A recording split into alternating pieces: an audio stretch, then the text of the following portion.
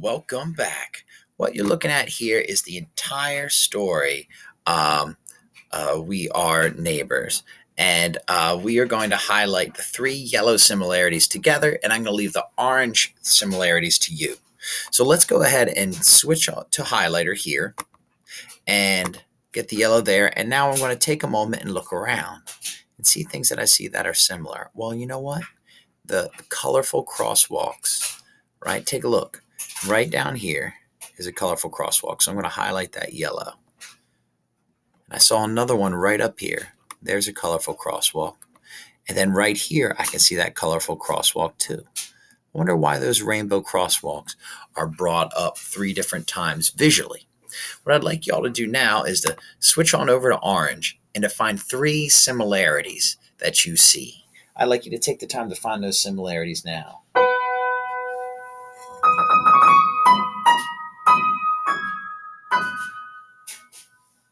All right.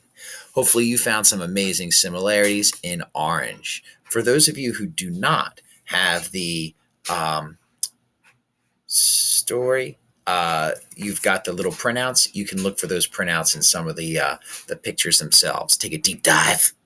All right.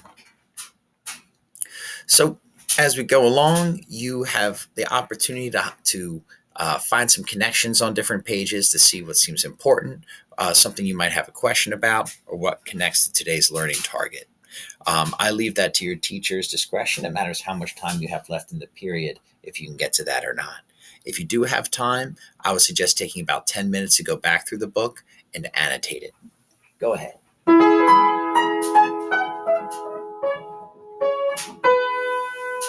All right. So hopefully you annotated. If you didn't have time, that's okay too, of course. All right. You've had a moment now to read the entire book. If you haven't done that, now's a great time to do that. And let's go ahead and pick it apart a little bit. So we've got this guiding prompt, and we're going to use keywords from the center prompt and draw lines to connect them to the two word clouds. So I suggest the highlighter again, and this time purple. Finding the central idea. Okay. So I see idea here. So I know there's a connection, so I'm going to connect that right here. Cool. In a book that involves looking at what all the details have in common. I don't know if I see the word common anywhere. All right. What three details? Do I see the word details anywhere? Oh, I do. There's the word details there. I'm going to connect it to the word details down here. And it looks like it's mentioned twice.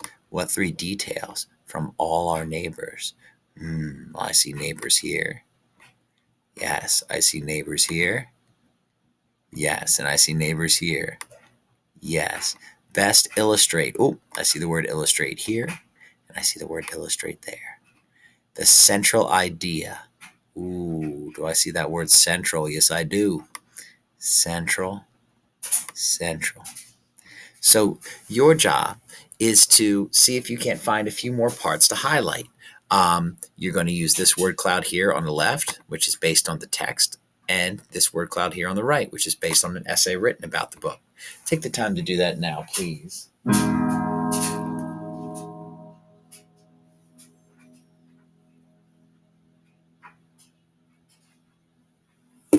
All right. So you've had a chance to wrap your head around the prompt a little bit better. We're going to skip the pre-writing for now and get straight into an example paragraph with some visuals to go with it on the right. Let's take a second look at this prompt.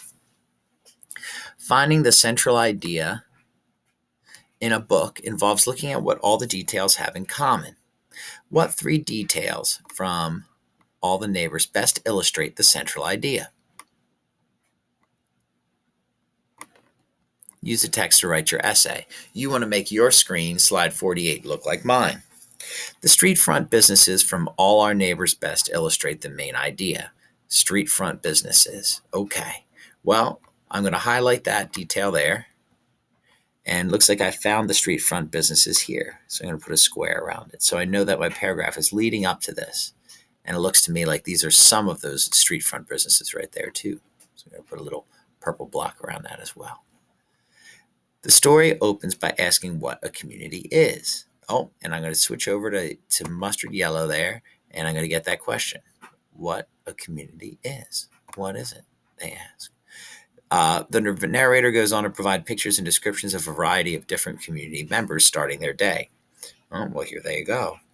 Right? So I'm going to highlight that with a little block around it. And there they are starting their day. Then there's a picture provided of a great variety of businesses like Diane Automotive, a taco truck, a dojo, halal market, and jazz school. Well, now we're starting to really cook up this quote, so we're getting into the evidence here. The text below these pictures or businesses is, "Let's go walking down our street, friends and neighbors here to greet. Oh, so many folks to meet. We all are neighbors here." This rhyming reminder, and I see the rhyme there, right? Meet, great, greet rather, street, is an example of neighborly feeling, helps to illustrate the main idea. If the street had all the same cultures, it would show that the neighborhood is less vibrant or diverse. This important collection of different cultures, and you can see them here on the bus. I'll highlight them blue, shows how being diverse is being neighborly.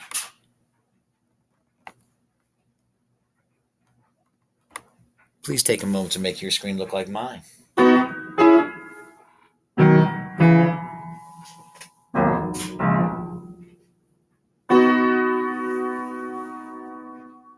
All right.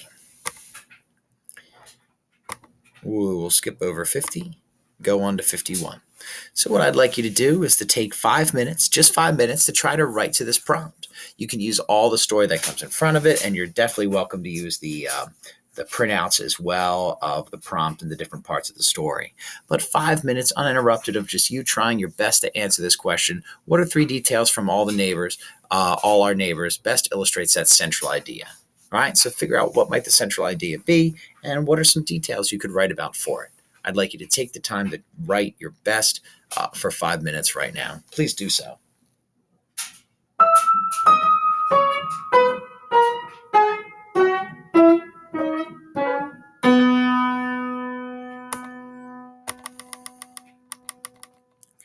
All right. Good job.